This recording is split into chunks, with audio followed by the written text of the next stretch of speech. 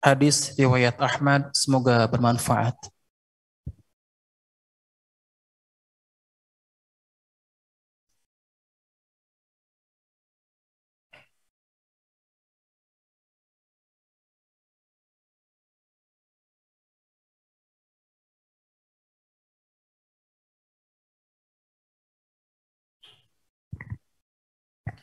Allahumma arhamna bil Qur'an waj'alhu lana imaman wa nura wa hudan wa rahmah.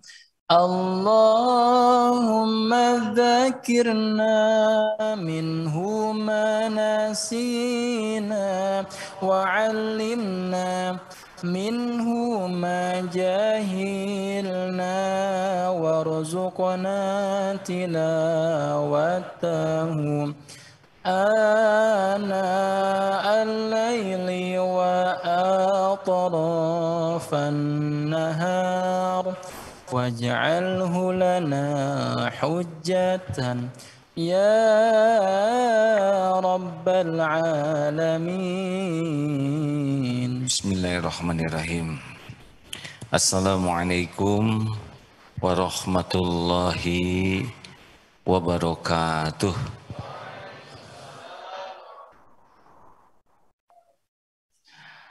Alhamdulillahirabbil alamin. Alhamdulillahilladzi anzala sakinah fi qulubil mu'minin liyajdadu imanan ma'a imanihim. Allahumma salli ala sayyidina Muhammad wa ala alihi wa ashabihi ajma'in.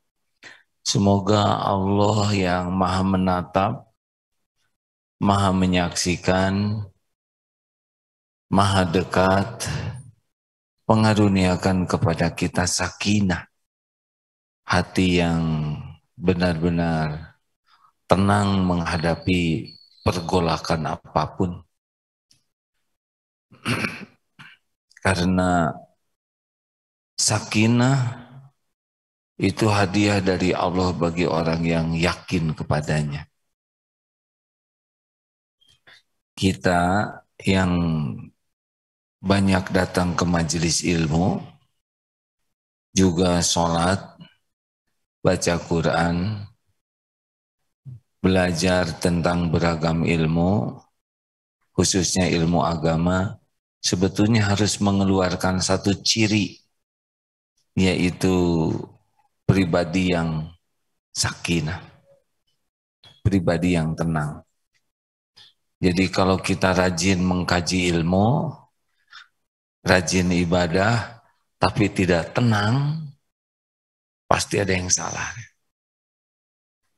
Harusnya kita menjadi pribadi yang hayyin, tenang dan menenangkan. Dan dalam hadis Rasulullah SAW dari Abdullah bin Mas'ud radhiyallahu anhu, Rasulullah SAW bersabda, "Ala ukhbirukum biman tuharmu alaihin nar?" Maukah kalian aku tunjukkan orang yang diharamkan tersentuh api neraka? Qalu bala ya Rasulullah. Para sahabat menjawab, "Ya ya Rasul." Lalu beliau berjawab, "Ala kulli hayyin layyinin qaribin sahlin."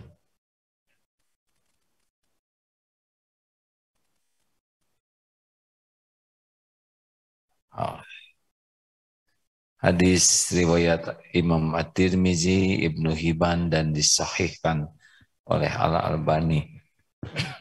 Apa maksudnya? Hayyinin.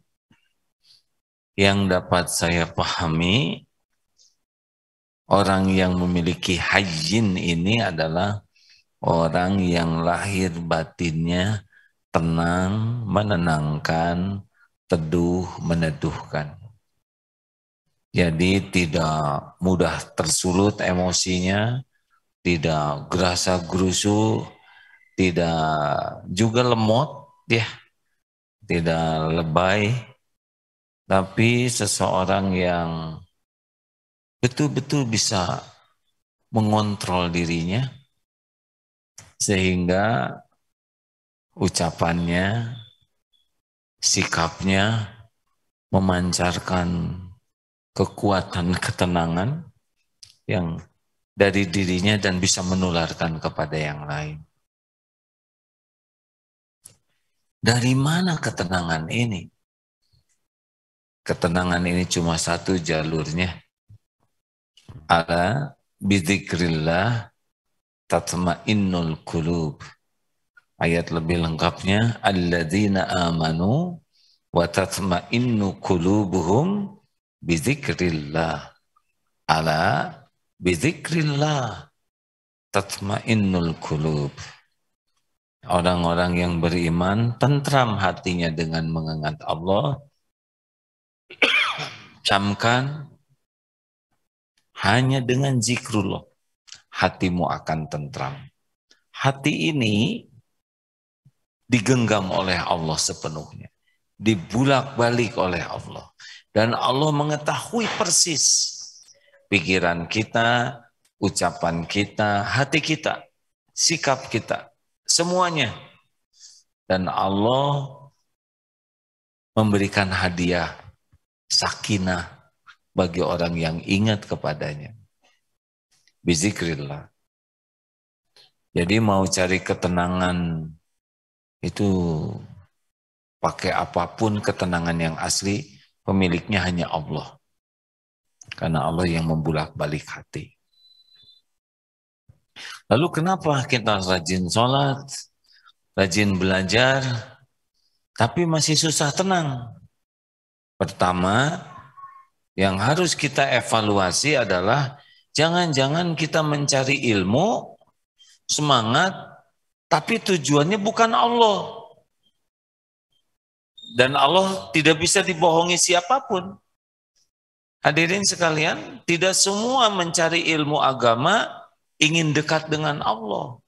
Ada yang ingin dianggap pintar, ada yang ingin dianggap hafalannya banyak, wawasannya luas, hukumnya mantap, ada yang ingin dianggap sebagai ustadz, dai, syekh, atau apalah, kiai, ya memang tujuannya hanya untuk itu.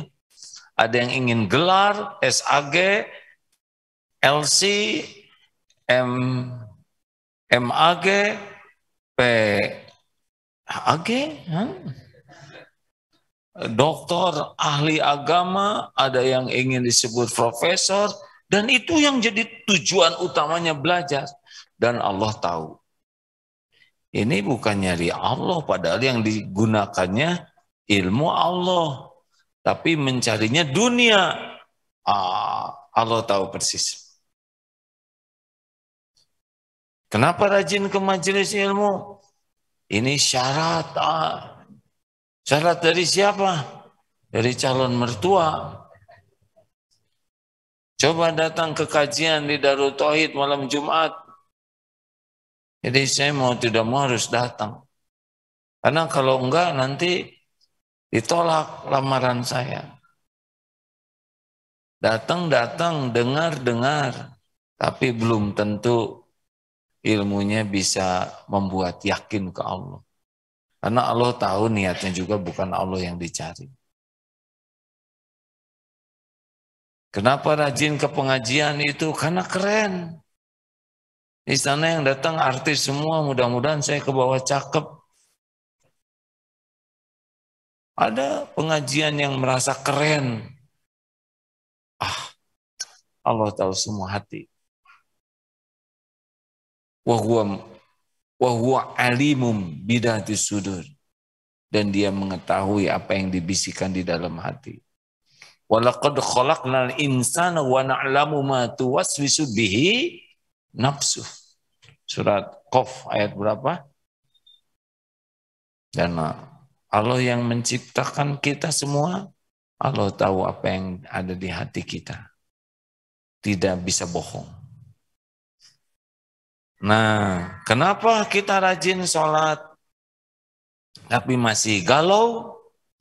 Allah tahu sholat kita seperti apa. Ya, Allah tahu sholat kita hanya badan dan mulut yang alhamdulillah.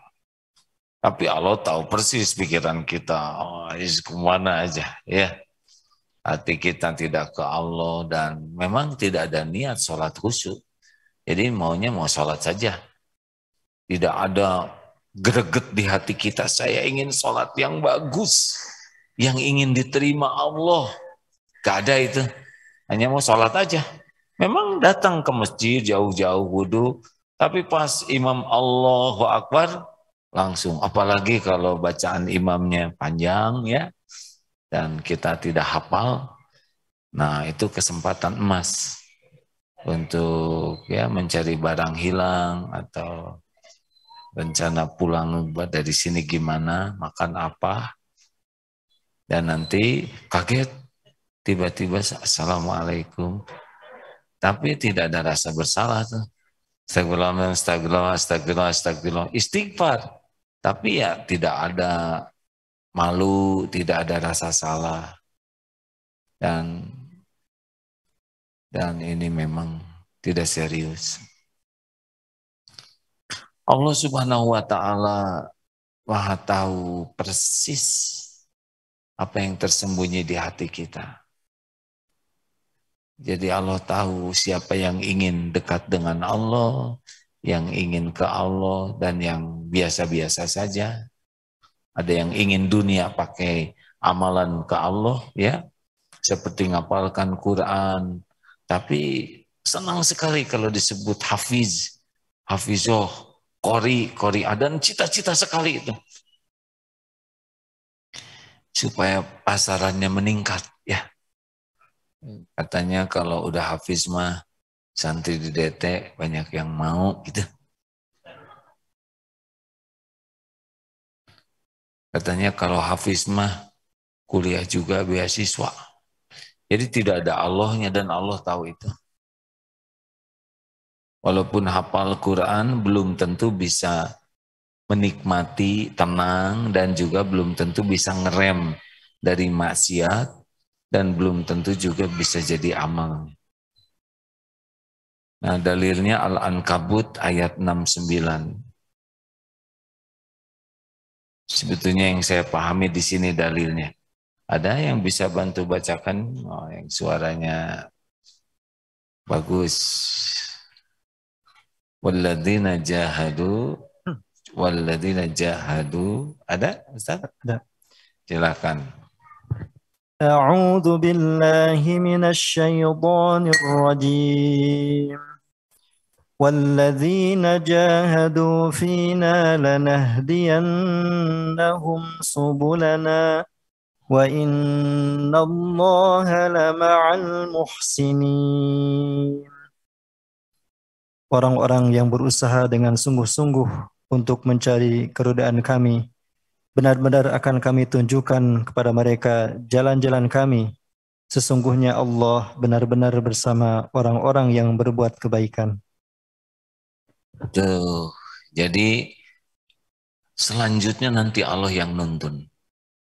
Kita bakal dapat ilmu apa, ketemu dengan ustadz yang mana, dengar apa, baca buku apa, kita melakukan apa, asal udah lurus mau ke Allah, itu janji Allah.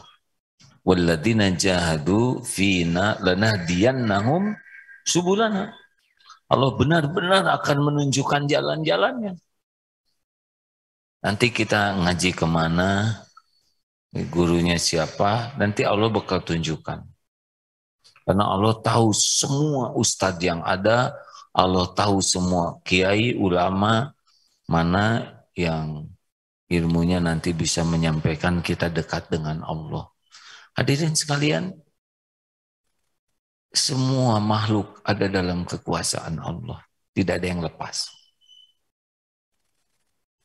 Ya makanya kalau mau belajar gitu, gampang, minta ke Allah. Wahai yang maha mendengar, engkau tahu Ustadz, termasuk kalau mau ke sini, ayo doalah. Kalau enggak saudara rugi jauh-jauh ke sini, ya kan? Ya Allah, Engkau lah yang tahu persis siapa yang pakai sorban itu. Engkau tahu ilmunya seperti apa. Engkau tahu niatnya. Engkau tahu yang disampaikannya benar atau tidak. Engkau tahu ya Allah dia mengamalkan atau tidak. Tidak ada yang tersembunyi bagimu. Seandainya bisa menjadi jalan hamba mengenalmu, mudahkan dan lindungi yang ceramahnya dari niat ilmu yang salah. Seandainya tidak membawa kebaikan, bimbing saya untuk berguru kepada yang bisa menuntun kepadamu. Allah tahu setiap orang. Tidak ada yang tersembunyi. Tidak ada yang tersembunyi. Nah hadirin sekalian, Hayyinin ini adalah orang yang serius ke Allah. Niatnya serius. Mungkin ilmunya tidak begitu banyak. Tapi serius nyari ilmunya ingin dekat dengan Allah. Dan Allah tahu. Mungkin amalnya juga tidak hebat gitu ya. Tapi dalam beramalnya serius ini. Ingin nyari Allah. Tidak ada ingin dipuji, dikagumi orang. Tidak ada. Serius ke Allahnya tuh. Walaupun hanya mungut berlian misalnya. Atau mungut paku. Dan sadar sekali ini disaksikan Allah. Oh, Allah tahu persis ini. Mungkin dia tidak ahli tahajud, tapi 2 rakaatnya itu betul-betul dia juga mungkin belum paham bacaan sholatnya, ya sedang belajar, tapi dia yakin Allah sedang menatap dirinya. Dan ketika istighfar itu nyesek, aduh ya Allah, sholat saya barusan ngelantur. Memang tidak khusus 100%, tapi rasa malunya dalam sekali. Cara Allah menilai itu beda dengan cara kita menilai.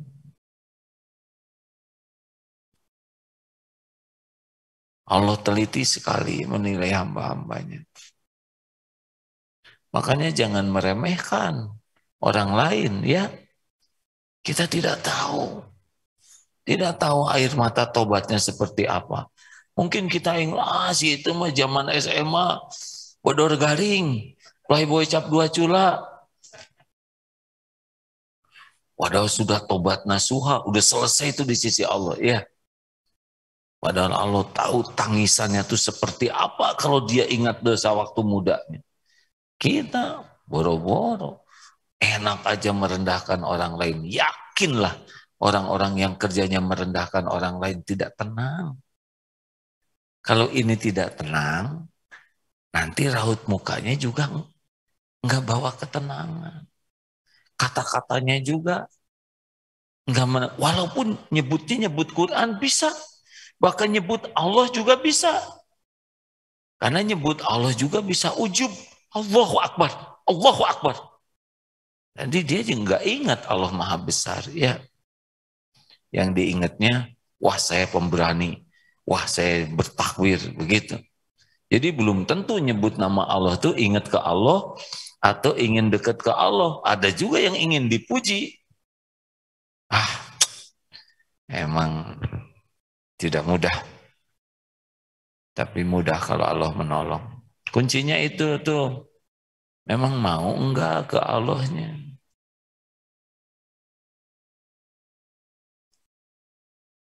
Yang kedua itu hajinin itu begitu. Jadi dia memang mau ke Allahnya serius. Nyari ilmunya serius. Mengamalkannya juga serius. Dan Allah tahu. Mungkin baru mu'alaf ya. Kenal Islamnya baru. Tapi ke Allahnya teh serius hadirin. Aduh, mohon maaf ya kalau menceritakan satu yang sukai dari YouTube ini adalah melihat para mu'alaf. Bagaimana mereka begitu bahagia, begitu merasakan berubah total hidupnya, tidak mau diambil sedikit pun imannya. Tidak ada yang bisa merebut ini dari saya. Saking bahagianya, merasa lapang, merasa tenang, merasa hidup ini berbeda.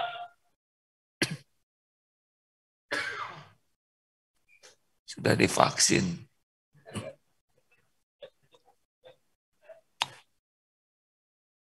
Kenapa kita kok nggak merasakan itu ya?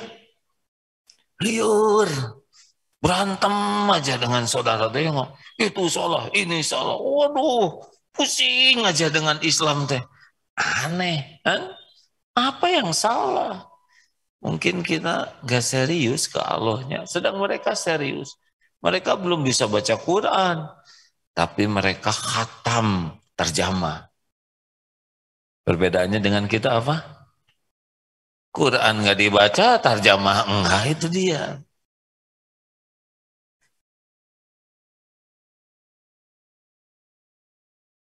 Kenapa pada mikir? Harusnya bahagia kita ini. Apapun yang terjadi ya. Diuji apapun harusnya bahagia. Enggak riuh, enggak suntuk, enggak nyesek terus. Ya, mau ada COVID, mau enggak ada, mau rezeki dibuka, ditahan, diambil. Harusnya kan ajaban li amril mu'min inna amrahu kullahu khair. Sungguh menakjubkan, mengagumkan keadaan yang orang beriman, semua urusannya jadi kebaikan. Walaisa dzalik li ahadin illa lil mu'min, tidak ada yang begitu selain mukmin. Nah, jadi ini yang pertama kita evaluasi. Kenapa kita kok enggak tenang-tenang? Intinya adalah kita mau enggak ke Allah itu. Ya, memang harus pakai ilmu, tetapi banyaknya ilmu tidak identik juga jadi tenang. Karena banyak ilmu juga bisa ujub, bisa sombong, bisa ria, ya kan? Kalau enggak ke Allah mah ilmu buat dipamerkan. Kepinterannya, keluasannya, daya ingatnya, hafalannya, wih legit itu. Bagi saudara sekalian, di dalam kitab Bukhari Muslim, di hatinya tuh ingin dianggap sudah hafal kitab itu. Padahal lihat kitabnya aja ya. Tapi ketika kita menceritakan sesuatu, kita ingin diakui di hati tuh ya. Ingin diakui, ilmunya dalam, wawasannya luas. Waktu saya kuliah ingin diakui kuliahnya di mana. Saya berjumpa dengan ulama ini, ingin diakui dekat dengan ulama. Semuanya tuh dirinya aja yang disebut tuh Quran, hadis, Rasulullah, Allah, para sahabat Rasul, ulama, tapi kepentingannya satu, ngangkat dirinya. Dan Allah tahu itu.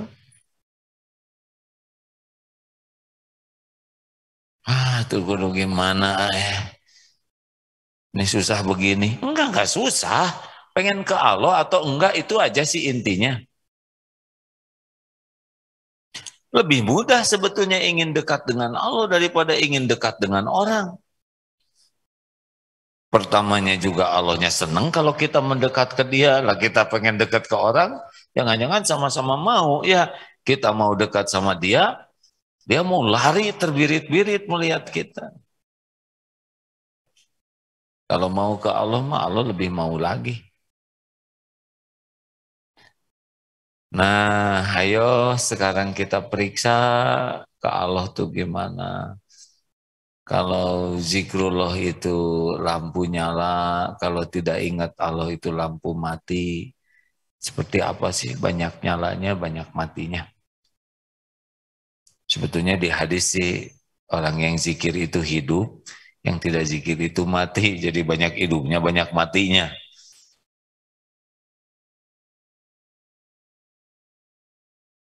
Dua, layinin. Layin, yang layinin ini adalah orang yang lemah lembut, sangat sopan, santun. Ini luar biasa hadirin tentang kelembutan ini. Surat Ali Imran 159. A'udzubillahi minasyaitonirrajim. Fabima rahmati minallah lintalahum. Walau kunta faddan ghalidhal qalbi lan faddu min haulik. Fa'fu anhum wastaghfir lahum wasyawirhum fil amr fa idza azamta fatawakkal 'ala Allah innallaha yuhibbul mutawakkilin. Hanya dengan rahmat Allah, wahai Muhammad, engkau bersikap lemah lembut. Lemah lembut Rasul itu ya. Karena jika engkau bersikap keras dan berhati kasar, dan faddu min haulik, orang menjauh dari sekelilingmu. Jadi Rasulullah tuh lemah lembut hadirin. Memang ada ketegasan, tapi dominannya lembut.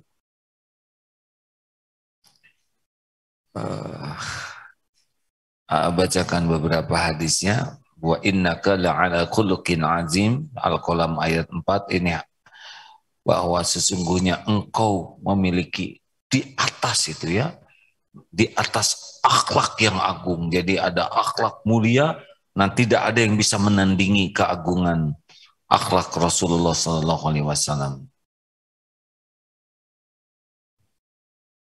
Laqad ja'akum rasulun min anfusikum azizun alaihi ma anittum harisun alaikum bil mu'minina raufur rahim, atau bahasa 128. Sesungguhnya telah datang kepada laqad ja'akum rasulun min anfusikum, rasul dari kaummu sendiri yang berat memikirkan penderitaanmu. Jadi Rasul itu sangat empati sekali. Ini nih sumber kelembutan tuh di sini hadirin. Empati, meraba kepahitan, kesulitan, kesengsaraan orang, baik sedang hidup maupun nanti lagi sakaratul maut. Bagaimana penderitaan dikubur, bagaimana nanti kalau orang dimasukkan neraka. Aduh, Rasul tuh ngebayangin gitu. Meraba dan terasa berat oleh beliau. Wah, kalau gitu Rasul menderita. Tunggu dulu, kaplingnya beda nih hadirin ya. Ini adalah kapling yang berbuah rahmatan lil alamin dari sini. Jadi, aduh, kasihan umat. Kalau tidak dapat hidayah, seperti apa penderitaannya. Matinya bisa su'ul khotimah, dikubur. Aduh, Rasul tahu siksa kubur itu seperti apa dengan izin Allah. Bagaimana celakanya di yaumal hisab. Dan rasa empati ini, harisun alaikum, Rasulullah juga sangat menginginkan keimanan. Lihat orang belum beriman tuh, itu kan saudara kita juga tuh ya. Yang belum Islam itu saudara kita, saudara Adam dan Hawa, kakek nenek. Kan ada saudara sekemanusiaan, ada saudara seakidah ya. Rasulullah Islam sendiri, yang lain belum Islam. Dan Rasulullah sangat menginginkan orang-orang dapat hidayah, orang-orang bisa tobat, orang-orang bisa dapat rahmat Allah, orang-orang bisa selamat. Gitu. Yang ingin celaka terus itu adalah siapa? Saya emang gak akan marah karena lagi musim lemah lembut. Siapa? Siapa yang menginginkan celaka? Yang menginginkan masuk neraka siapa? Setan. Rasulullah menginginkan orang dapat hidayah. Dapat hidayah, dapat taufik, beramal, bisa bahagia, bisa mulia, bisa selamat. Itu keinginan Rasulullah. Setan ingin celaka, bergelimang dosa, segera mati masuk neraka, gitu kan? Makanya kalau lihat orang bersalah, jangan gampang ngevonis. Jangan-jangan kita memvonis dia, oh ngaco si itu pinarakaun. Wih, kamu tahu apa? Hah? Kita ingin memvonis orang, lah Allah sayang sama dia, ciptaan Allah tuh yang kita vonis tuh. Hina, pinarakaun. Misal ya, saya apa? Maaf hadirin, saya mau nunjuk situ takut itu ketunjuk.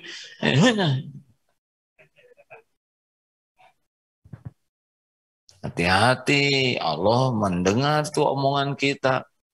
Lah yang kita hina itu makhluk ciptaan Allah. Kecuali yang sudah dihinakan Allah seperti yang dicontohkan Rasul, ya ikut-ikutan itu tidak apa-apa. Tapi selebihnya hati-hati hadirin. Kita tidak tahu tuh rencana siapa tuh yang Arnold atau siapa tuh yang partai anti-Islam. Ah, sekarang sudah masuk Islam tuh. Yang dia membuat film fitnah masuk Islam, ya. Termasuk anaknya juga. Wah, bingung itu. Aneh, dia yang paling anti-Islam sekarang malah syahadat dan membela Islam. Nggak ada yang aneh lah. Hati kan dibolak-balik oleh Allah Subhanahu wa taala. Ayo dan bil mu'minina raufur rahim. Rasulullah tuh sayang kepada orang beriman tuh. Dan action sayangnya tuh bukan tuh mudah-mudahan hutangnya lunas, tidak cukup, lunasin. Semoga engkau kenyang. Gak bisa kenyang, gak ada makanannya, makanan kita kasihin. Nah jadi mulai dari empati, kemudian menginginkan kebaikan, keselamatan, keimanan, dan action melakukan sesuatu supaya hilang penderitaannya. Bisa terbayang tidak tahapannya ini hadirin? Nah disinilah lahirnya kelembutan tuh. Kasih sayang tuh di sini hadirin. Atau bahaya 128. Latih empati, ya lihat kucing, geuleuh kucing teh komeng gitu. Nah, itu mah kucing teh kurus, kucing kampung. Oh tersinggung ya karena Pak RW orang kampung. Hadirin lihat kucing, bayangkan kalau kita jadi dia. Ke sana sini, wah sapu, udah kita gede ya kan. Wah sapu, kucing kurus, letoy, aduh. Itu disaksikan oleh Allah tuh. Kenapa? Kayak ada ayam, kata ayam teh. Kamu baru aja makan telur ayam ya. Jangan hadirin. Ayam dengan kita sama atau beda? Sama. Sama-sama ciptaan Allah. Ada lagi persamaan lainnya kita dengan ayam? Sama-sama tidak milih. Kalau saudara entog, calon entog ya hadirin. Tomeri udah sekarang lagi kekecebekan aja di sana. Gak milih jadi ayam, makanya janganlah zolim. Walaupun ke ayam, ya, walaupun ke kucing atau binatang yang lebih kecil, semut, harus minta. Kalau memang mengganggu, kita harus minta tolong dulu ke Allah, ya. Ayo Oh, ke Ustadz bisa bacakan surat Toha ayat 4344. Ini malam Jumat yang lalu dibaca ya.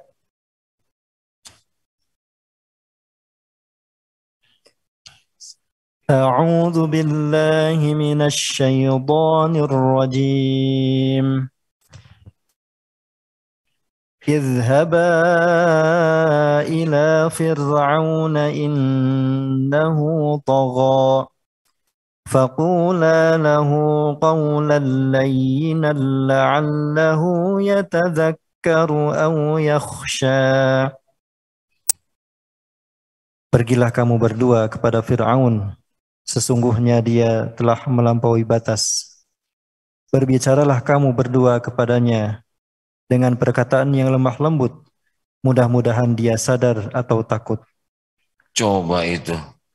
Idhaba ila Fir'aun. Pergilah kamu kepada Fir'aun, kepada Nabi Musa dan Harun ya. Kalian berdua kepada Fir'aun. Innahu togo. Karena dia sudah berbuat melampaui batas. Wah, Fir'aun itu. Dan menganggap dirinya Tuhan. Udah super kacau lah. Dia membunuh bayi-bayi lelaki. Udahlah. Pokoknya buruknya luar biasa. Fakulalahu kaulal lajinan. Dan ternyata disuruhnya itu berbicaralah kepadanya dengan kaulal lajinan.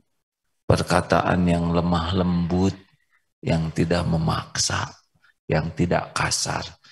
Ini nih perintah Allah ini kepada Nabi Musa dan Nabi Harun, bicara ke Fir'aun yang segitu melampaui batasnya. Makanya kalau saudara bicara ke orang tua kasar, wah, ini ke Firaun aja segitu disuruh lembut, masa ke orang tua kasar? Dan nikah belum? Belum ya, yang sabar ya. Ini bukan forum perjodohan di sini. Jangan kasar ke suami, ke istri, ke anak. Emangnya Bu, nggak boleh kasar ke suami. Emangnya suami ibu lebih ngaco dari Fir'aun? Pegang ini hadirin.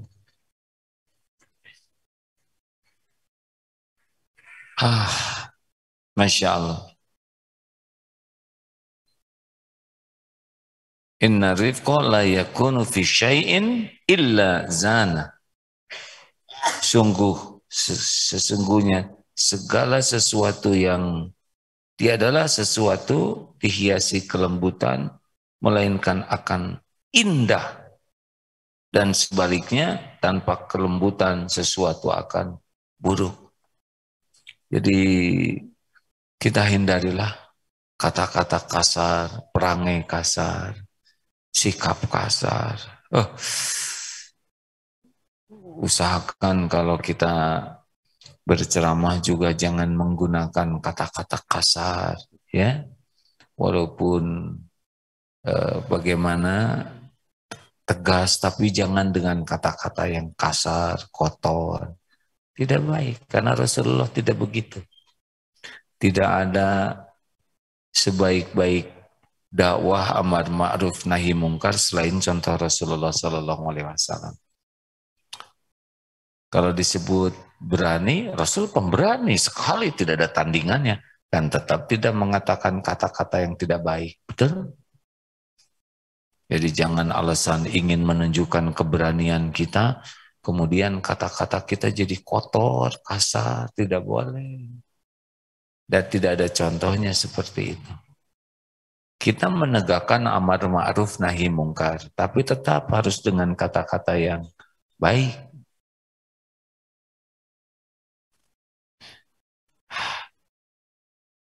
Saya kira hati itu tidak bisa disentuh oleh kekasaran ya. Coba misal yang belum menikah ya. Cintai saya. Cinta enggak? Hah? Cinta enggak? Lo harus cinta loh. Kalau nggak cinta digaplok. Nggak bisa, nggak ada. Atau ke singa ya. Kenapa singa lembut? Sok aja singa kasarin. Loh, mana kepala saya? Ya.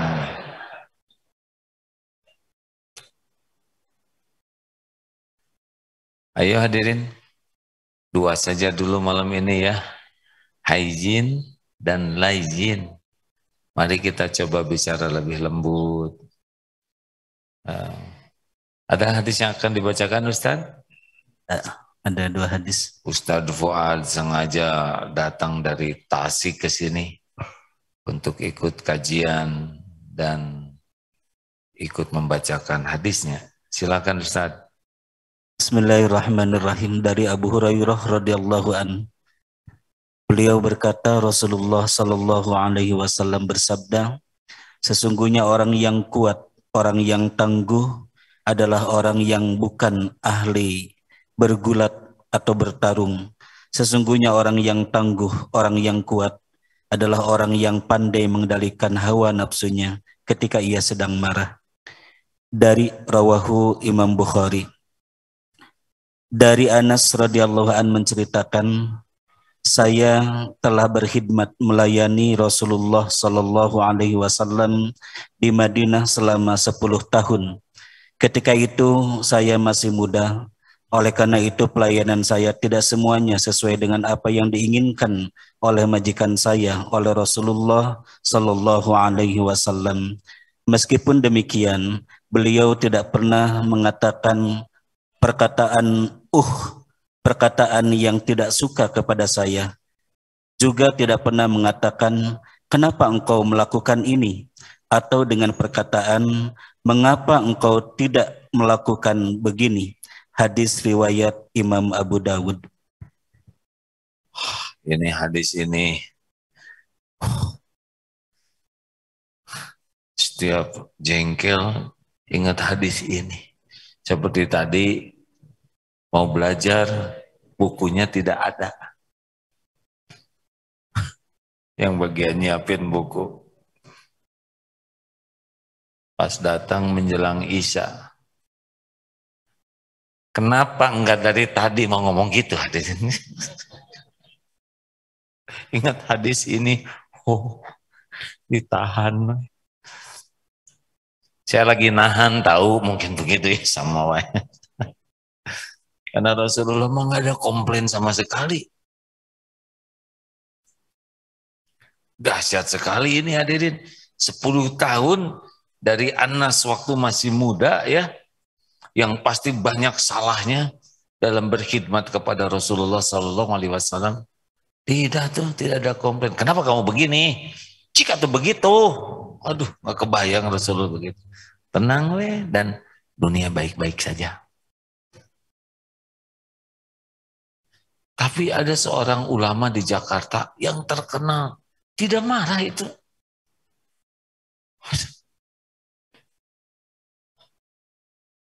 Ya, buatlah target supaya tidak jadi orang yang ambek-ambekan, ya.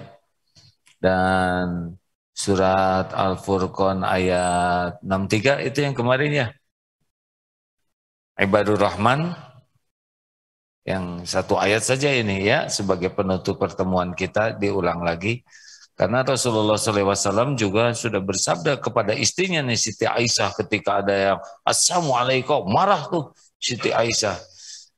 Rasulullah SAW menasihati istrinya, ya Aisyah, innallaha rafiqun yuhibbur rifqa. Wahai Aisyah, sesungguhnya Allah itu maha lembut dan mencintai kelembutan fi amri kulli, dalam segala urusan. Jadi jangan kasar, jangan arogan, jangan petantang-petenteng, jangan bengis, enggak lah ya. Lihat itu orang-orang yang masuk Islam di luar negeri itu, dia banyak mendengar berita teroris dan sebagainya, tapi ketemu orang Islam, oh dia kok ramah sekali, kok begitu tenang, kok begitu menyejukkan. Beda dengan wajah-wajah yang lainnya. Begitu aja. Beda dengan wajah saya. Itu ada seorang hipis ya, yang dia ketemu jamaah tabligh lewat. Dia terpesona karena dia lihat wajah teman-teman hipisnya itu ya, udah cakutruk, cemberut. Ini mah jernih, senyum. Begitu. Hadirin, kalau ada beberapa hal yang tidak sependapat dengan jamaah tabligh, jangan menghina ya. Kita tidak tahu kedudukannya di sisi Allah. Jangan karena kita tidak tahu, ada sudut pandang yang memang tidak sama, tapi jangan sembarang menilai, nanti kita disebut sombong, takabur. Kalau kita melihat ada perbedaan pendapat yang furu, yang cabang, kuncinya adalah belajar. Pelajari, jangan berkomentar sebelum paham. Nanti kalau kita sudah belajar, oh ini dalilnya, Oh, yang ini. Terus gimana? Lihat para ulama yang ilmunya luas, yang dalam dan akhlaknya baik, bagaimana beliau menyikapi perbedaan pendapat. Nah, itu yang ditiru. Kemudian kita pilih yang paling kita yakini, lebih dekat dengan kebenaran menurut kita, dan hormati pilihan yang lain. Karena yang maha menilai itu Allah, yang ngasih dan menentukan baik buruk juga Allah. Dan maaf ya, yang punya sorga itu Allah. Lain mana gitu hadirin, bukan kita. Jadi jangan sampai kita merasa pangsolehnya. Ada yang tidak mengerti bahasa Sunda, apa katanya lain mana. Jangan ya. Jangan-jangan yang dihina oleh kita tuh ternyata di sisi Allah lebih tinggi derajatnya karena keikhlasannya, karena ketawaduannya. Kita sibuk aja menyalahkan, menghina, meremehkan. Oh, dan maaf ya, kalau kasih sayang sudah nggak ada di hati kepada orang beriman, padahal Rasulullah itu kan yang tadi atau itu yang di ujung ayat itu bagaimana? Rauf bil mu'minina raufur rahim, kepada orang beriman tuh sangat sayang.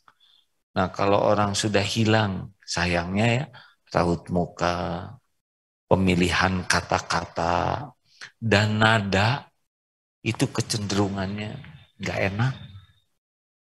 Padahal itu saudara kita, ya kan?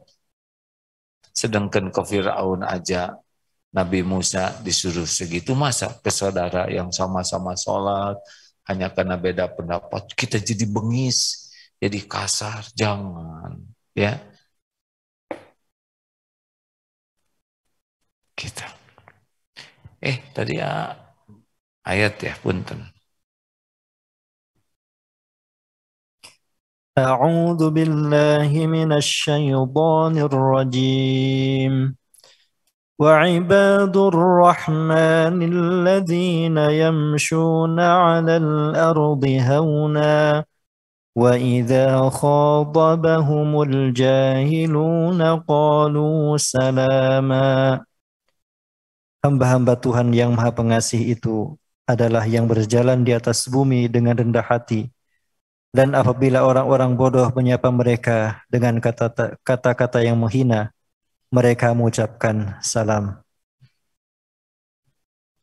Jadi hauna itu rendah hati, jalannya tunggu berogoh-goh, bergegeh, merasa paling banyak bisulnya. Ya, tenang, tawadu ya. Dan tawadunya juga bukan untuk dianggap tawadu, kan ada yang punten, tapi wah asik nih tawadu nih saya. Orang yang merasa tawadud itu tawadud namanya. Tawadu palsu, kan ada yang merendahkan diri dalam rangka meninggikan diri. Orang yang tawadu asli mah udah nggak pikirkan penilaian orang, pikirnya dia harus menghormati orang, titik. Bukan ingin dianggap rendah hati, tapi memang nikmat menghormati orang lain, selesai di sana. Nah, dan ketika orang yang jahil berkata qalu salaman, dan orang yang jahil di sini bukan orang yang blow on, bukan, tapi orang yang saya pahami ya, orang yang tidak bisa mengontrol dirinya, sehingga dia bodohnya itu tidak bisa memilih sikap terbaik. Ada yang arogan, ada yang marah, ada yang suka celetak-celetuk, ada yang memang petantang-petenteng aja. Woi, lu, lo on, sini lo. Gak peduli dia ngomong sesukanya. Ada yang marah-marah, nyalahin aja terus, akan kita tuh gak ada benernya. Ya, ya nggak apa-apa. Ya. Ada yang celetak-celetuk kita nggak enak, nanyanya juga, hei burete misalkan, hei Petbun, hei Hajar Aswad. Ada yang ngomong seenaknya, celetak-celetuknya teh. Pokoknya orang yang tidak bisa mengontrol dirinya ngomong ke kita, jangan terpancing. Tetap saja keluarkan kata-kata yang lemah lembut, sopan, dan bisa membuat orang reda dari perbuatan buruknya kalau bisa. Ya, hei, monyet lo, kita nggak usah. Ayo mana yang naon, jangan.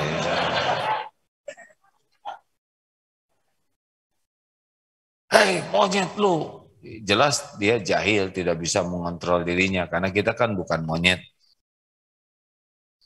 Nggak usah terpancing menyebut binatang yang lain. Atau ya mah gelut ya, mah enggak.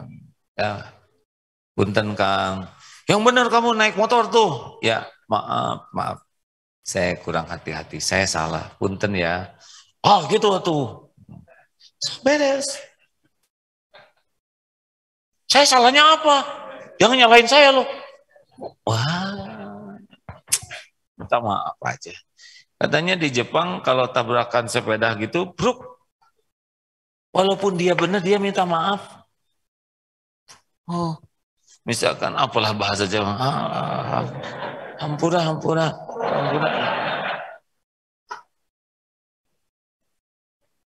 Minta maaf itu. Udahlah. Yang penting suasana jadi reda dan selamat semuanya. Ya kan? Dia selamat dari perbuatan buruk yang lebih buruk dari sana karena respon baik kita. Kita pun selamat dari perbuatan buruk dan gangguan dia. Ya kan? Mau apa? Mau berjuang?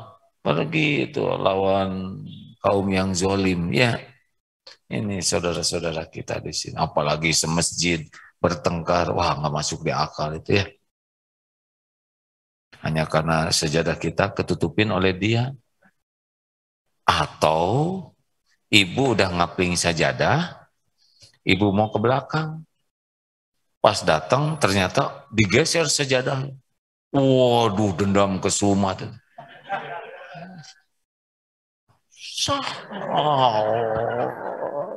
Ini pelajaran dari mana ya? Hanya perkara tempat sholat harus bertengkar, marah-marah, melotot. Oh, ada yang salah nih dalam tujuan nyari ilmunya.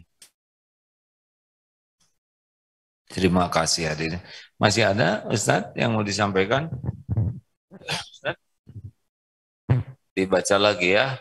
Toha 44 tentang Fir'aun, Nabi Musa dan surat apa tadi? Yang ayat 63 teh. Al-Furqan. Saudara maaf ya, saya juga ingin seperti yang lain. Hafal ayat panjang-panjang ingin dan berusaha menghafal juga ya. Apalagi kayak Ustadz Adi Hidayat yang lengkap ya. Sampai tempat-tempatnya. Saya juga ingat Quran itu di mana gitu.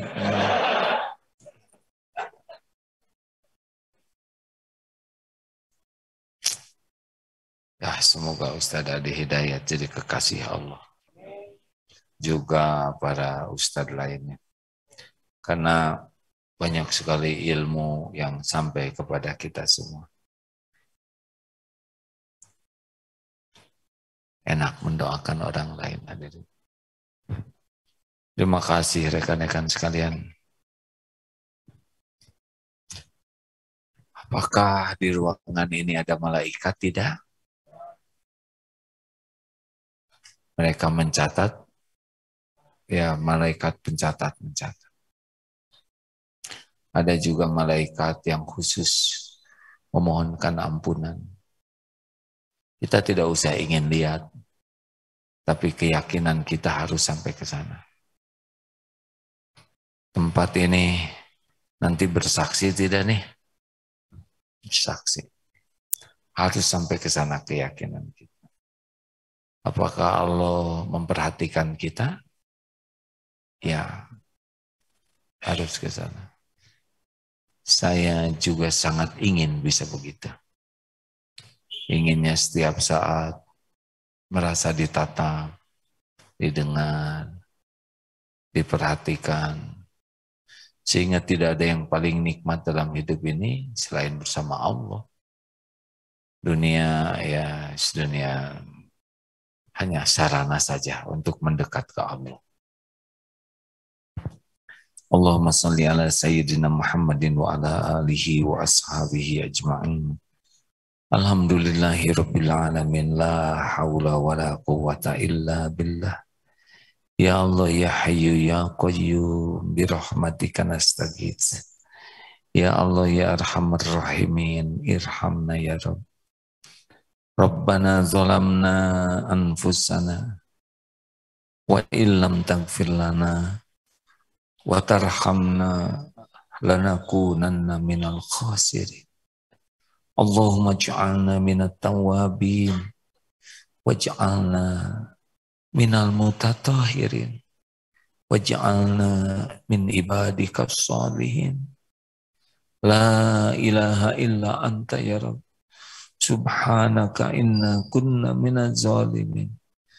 Ya Allah, Allahumma inna nas'aluka taubatan nasuha wa taubatan qoblal maut ya Allah, wa rahmatan indal maut, wa magfiratan ba'dal maut. Allahumma hawwin alaina fi sakaratil maut, wan najata minan nar, wal afwa indal hisab. Allahumma inna nas'aluka husnal khatimah wa na'udzubika min su'il khatimah. Allahumma inna nas'aluka ridhaka wal jannah wa na'udzubika min sakhatika wan nar. Ya Rabb, wahai yang maha menatap, berkahi majelis ini. Penuhi majelis ini dengan ampunan-Mu ya Allah. Limpahi kami semua dengan rahmat-Mu. Karuniakan kepada kami hati yang yakin padamu ya Allah. Tidak ada keraguan sedikit pun di hati ini terhadap-Mu, terhadap janji jaminan-Mu. Jadikan setiap saat hanya Engkau yang memenuhi hati ini.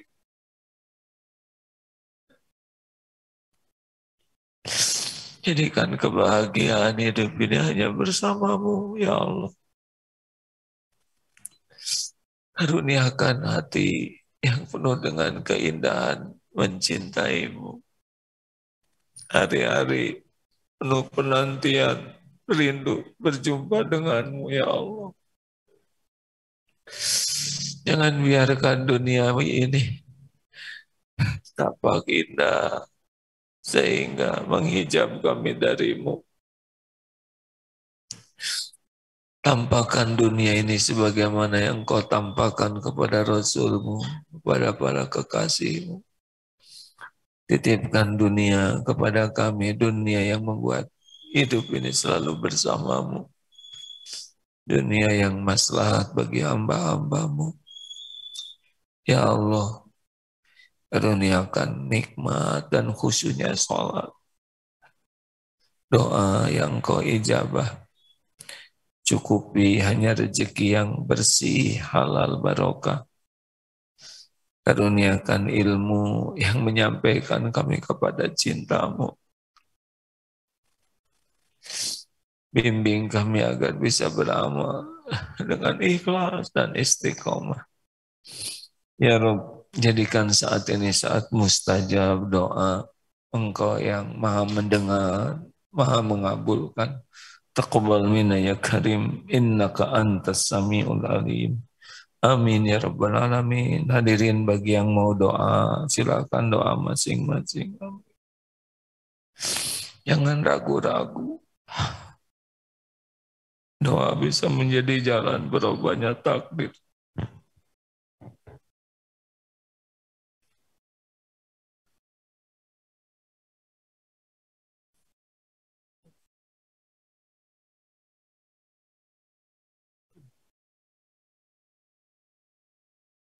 Doakan orang tua.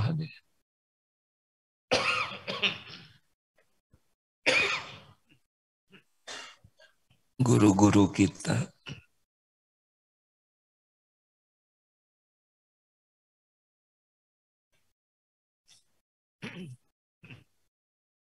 Allahumma ighfir lil mu'minina wal mu'minat wal muslimina wal muslimat al ahya'i minhum wal amwat. Ya Allah, Allahumma inna nas'aluka imanan kamilan wa yaqinan sadiqan wa qalban khashi'an wa lisanan zakiran. Allahumma ya Allah, Rabbana atina min ladunka rahmah wa hayyi lana min amrina rasyada. Ya Allah, angkat wabah ini ya Rabb. Gantikan dengan Kau turunkan hidayah taufikmu bagi sebanyaknya hamba-hambamu. Allahumma a'izal Islam wal muslimin. Ya Allah, ampuni dan bimbing para pemimpin kami ya Rabb, agar menjadi pemimpin yang patuh padamu, yang amanah, yang dapat membimbing umat istiqomah di jalanmu. Rabbana atina fid dunya hasanah wa fil akhirati hasanah wa qina adzabannar. Subhana rabbika rabbil izzati amma yasifun. Wassalamun alal mursalin walhamdulillahi rabbil alamin.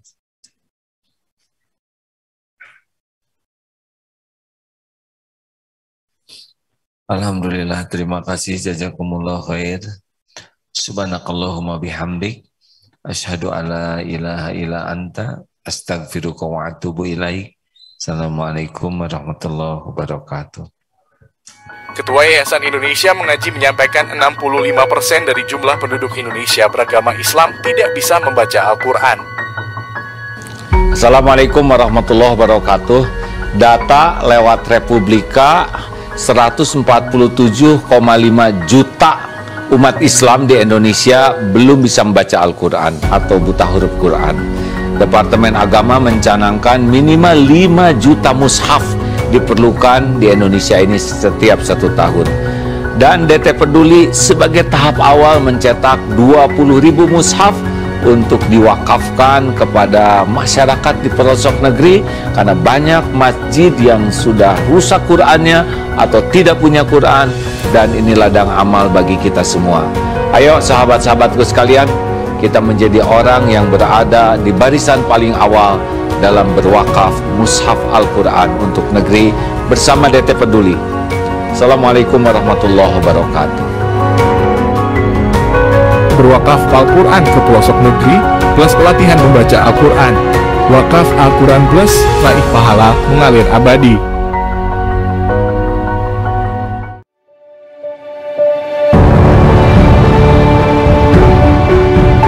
Saudaraku sekalian, ini adalah kawasan Eko Pesantren 2 di daerah Parompong. Masya Allah, luasnya 4,6 hektar, dan di sini akan segera dibangun masjid dan pesantren. Islam sangat serius untuk menjaga kelestarian alam, rahmatan lil alamin, dan mudah-mudahan menjadi ladang amal bagi siapapun yang memang merindukan membangun masjid, membangun lembaga pendidikan. Inilah kesempatan untuk beramal. Saya sangat senang sekali di daerah saya akan dibangun pembangunan masjid sama pesantren. Semoga pembangunan di sini lancar dan diberkahi sama Allah.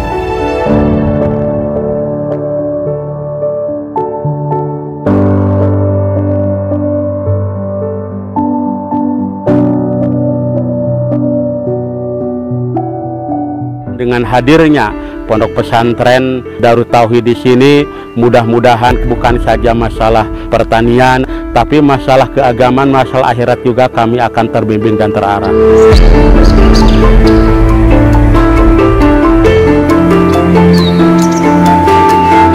Alhamdulillah, berada di tanah wakaf yang insya Allah di tanah ini akan dibangun masjid dan pesantren Eko Pesantren 3. Ini benar-benar karunia Allah karena pemandangannya sangat indah, suhunya sangat baik, dan menariknya pesantren ini memang akan dibuat green pesantren, jadi pesantren yang sangat memuliakan alam ini sebagai pertanggungjawaban umat Islam, rahmatan lil alamin, sehingga yang datang ke sini selain belajar juga terinspirasi untuk lebih menjaga kelestarian alam.